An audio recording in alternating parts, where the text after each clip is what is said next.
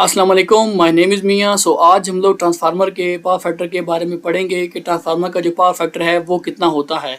तो इसमें बेसिकली हमारे पास दो सिनेरियो होते हैं। नंबर वन सिनेरियो ये है कि नो लोड की सूरत में ट्रांसफार्मर का जो पावर फैक्टर है वो कितना होगा, और नंबर टू सिनेरियो ये है कि लोड की सूरत में ट्रांसफार्मर का जो पावर फैक्टर है वो कितना होगा।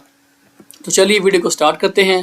क्वेश्चन नंबर वन है कि नो लोड की सूरत में ट्रांसफार्मर का जो पावर फैक्टर है वो कितना होगा। तो इसको समझने के लिए हम लोग ट्रांसफार्मर की जो स्कीमेटिक डायग्राम है इसको देखते हैं। तो इसमें आप देख सकते हैं कि ट्रांसफार्मर की सेकेंडरी वाइंडिंग के साथ हम लोगों ने कोई लोड को जो है वो कनेक्ट नहीं किया हुआ, जबकि प्राइमरी वाइंडिंग के साथ हम लोगों ने वोल्टेज सोर्स को कनेक्ट किया हुआ है।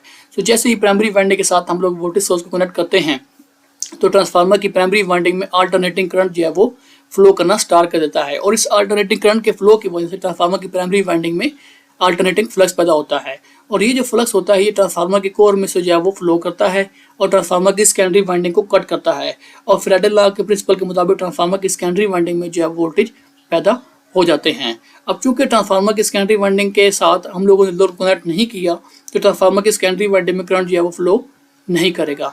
जब ट्रांसफार्मर की सेकेंडरी वाइंडिंग में करंट जो है वो फ्लो नहीं करेगा तो ट्रांसफार्मर की प्राइमरी वाइंडिंग के ऊपर बैक ईएमएफ जो है वो जीरो होगी, जिसकी वजह से ट्रांसफार्मर जो है वो सोर्स से जो है वोल्टेज सोर्स से जो है वो करंट जो है मजीद ड्रा नहीं करेगा।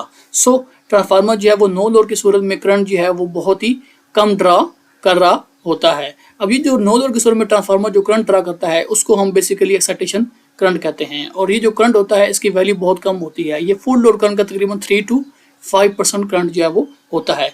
और इसका मकसद क्या होता है?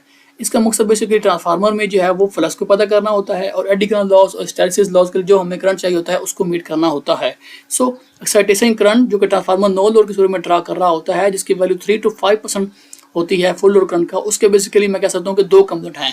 नंबर वन कंपोनेंट ये है जिसे हम लोग वाटलेस कहते हैं, जिसका मतलब ट्रांसफार्मर में क्या होता है फ्लक्स को पैदा करना, जबकि दूसरा कंपोनेंट जो कि वाटफुल कंपोनेंट जिसे हम कहते हैं, जिसका मतलब ट्रांसफार्मर में एडिशनल लॉस और हिस्टैरिसीस लॉस को मीट करना होता है। ट्रांसफार्मर में एक दफ़ा दोबारा आपको रिपीट कर दूं कि नो लोड की सूरत में ट्रांसफार्मर जो करंट ड्रा करता है उसे हम एक्साइटेशन करंट कहते हैं, और इसकी वैल्यू बहुत ही कम होती है। और इसके दो कंपोनेंट होते हैं, एक वाटलेस होता है जिसका मतलब ट्रांसफार्मर में फ्लक्स पैदा करना होता है, और दूसरा वाटफुल कंपोनेंट होता है जिसका मतलब ट्रांसफार्मर में एडिशनल लॉस और हिस्टैरिसीस लॉस को जो है वो मीट करना होता है। अब ये जो ट्रांसफार्मर का जो वाटलेस कंपोनेंट है जिसका मकसद ट्रांसफार्मर में फ्लक्स को पैदा करना है, इसकी वैल्यू जो होती है वो ज़्यादा होती है, जबकि वाटफुल जो करंट कंपोनेंट होता है उसकी वैल्यू जो है वो बहुत ही कम होती है, जो कि 1 to 2% of the full load current होता है।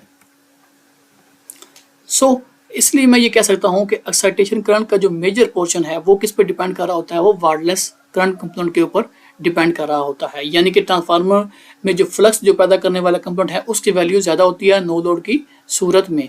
इसलिए मैं ये कह सकता हूँ कि ट्रांसफार्मर जो है वो बेसिकली नो लोड की सूरत में एक इंडक्टिव सर्किट के तौर पर जो है वो बिहेव कर रहा होता है, और इसलिए ट्रांसफार्मर का जो पावर फैक्टर है वो बहुत ही कम होता है, जिससे हम लोग कहते हैं 0.1 से 0.2 लैगिंग। अगर आपसे कोई पूछे कि ट्रांसफार्मर का पावर फैक्टर क्या है, तो आपने बताना कि ट्रांसफार्मर का जो पावर फैक्टर है वो उसमें हमारे पास दो सिनेरियो होते हैं। नंबर वन नो लोड है और दूसरा है लोड वाला। तो नो लोड की सूरत में ट्रांसफार्मर का जो पावर फैक्टर है वो कितना होता है, वो बहुत ही कम होता है, वो 0.1 से 0.2 लैगिंग होता है। क्यों? क्योंकि ट्रांसफार्मर जो है नो लोड की सूरत में इंडक्टिव सर्किट के तौर पर जो है वो बिहेव कर रहा होता है। और अगर आपसे पूछे कि इसकी मजीद डिटेल बताओ तो आपने इस कॉन्सेप्ट को जो है वो रिपीट कर देना है।